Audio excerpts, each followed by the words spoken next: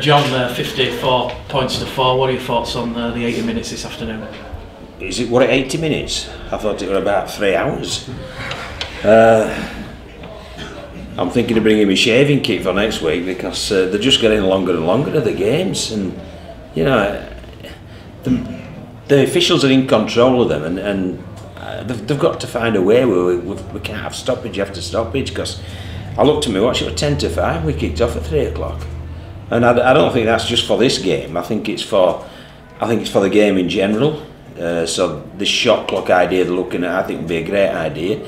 But I certainly think at this level, you know, games are getting longer and longer, and you know, people come to watch a game of rugby at 3 o'clock and you're expecting, I think you've half a reasonable expectation for it to be over by 4:45, and it's not at the minute. But for the 80 minutes of rugby that was played, I was really pleased.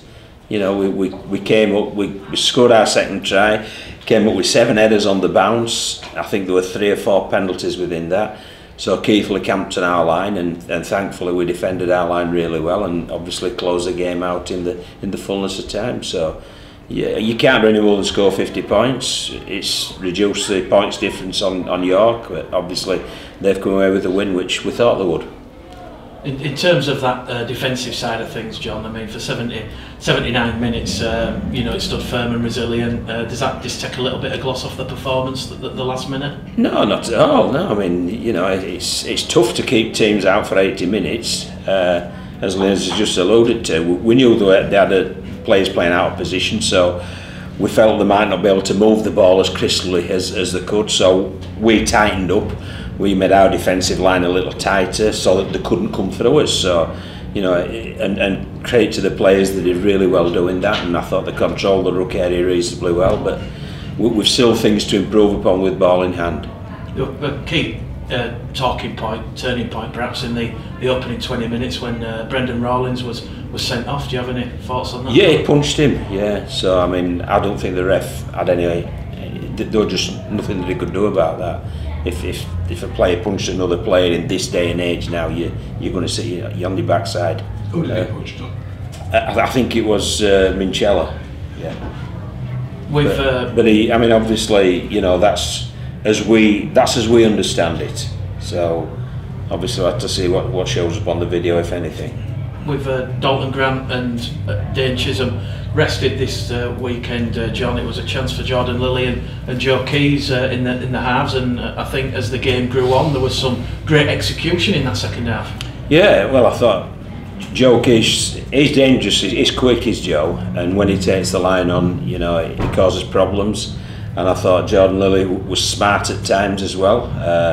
He created a nice try in yardage where he sat wide and got a ball off Sam Hallis to offload to the Gar side, who then put George Flanagan through for his 100th try. And obviously that play at the end where he just dabbed it through. Keithley's defence was on rushing, he just dabbed it behind, and then there was some smart interplay between McNally, Ryan and Agodo, so that was a real pleasing try. And of course Ethan Ryan now up to 32 tries for the season, but Toyo Agodo, his first hat-trick for the club. Yeah, he's looking good, isn't he, Toyo? He's a big thing, he's a real good athlete, and it takes some holding, so you know, he's playing really well, and I think he's enjoying his rugby here. And obviously, you know, when you get a hat-trick, you will enjoy it. You mentioned the length of the game, John. Does that affect the sort of like cohesion, momentum of the side when it's very stop-start? I think it affects my concentration levels, I'll tell you, because you know, it's difficult just to keep zoned in, and when it is like that, and I honestly do. I think it's something that the governing body need to have a look at. You know, there needs to be a consensus among coaches or whatever. You know, whether you adopt the Premiership football idea, if somebody goes down, they go off for that set of 6, I don't know, because that may well prevent a bit of time wasting on all teams' behalf, and obviously speed up restarts. But it's a problem, and it needs resolving. And just focusing on some of the errors, John, do you feel that with it coming towards the business end of the season, that perhaps there's a bit of pressure on players to sort of like stand out, perform, to perhaps get a nod from yourself to be here in 2019? No, I think it's on them to be able to hold the ball in when they carry the ball into the collision, because you know, there's some poor. I mean, there was a forward pass from our dummy half. There was one where our centre dropped the ball, stone cold dropped it 3 or 4 metres away from the Keighley defensive line. Well, headers like that are poor, so you know, that's something we'll have to address.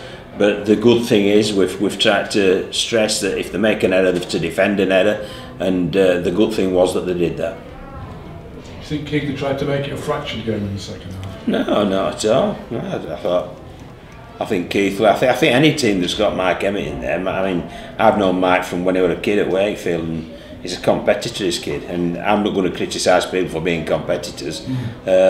You play the game to be as efficient as you possibly can for your team.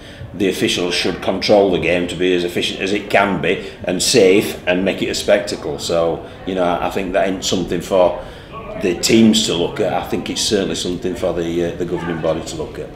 How close was Matty Staunton to making his debut? Very close. I mean, yesterday, Matty Garside in the team run, he pulled up with a sore hamstring, and he was the next cab on the rank, and he's played great, though. I mean, you've been to the 19s, Mick, and he's a really good back rower, is the kid. So I wouldn't have any qualms at all about putting him in there. So he's a good kid, and obviously I hope the 3 kids we've had in the Yorkshire Lancashire game have had a good game today. So I'll have to try and catch up with that. And just finally, John, a tough assignment in terms of the travelling aspect next Sunday.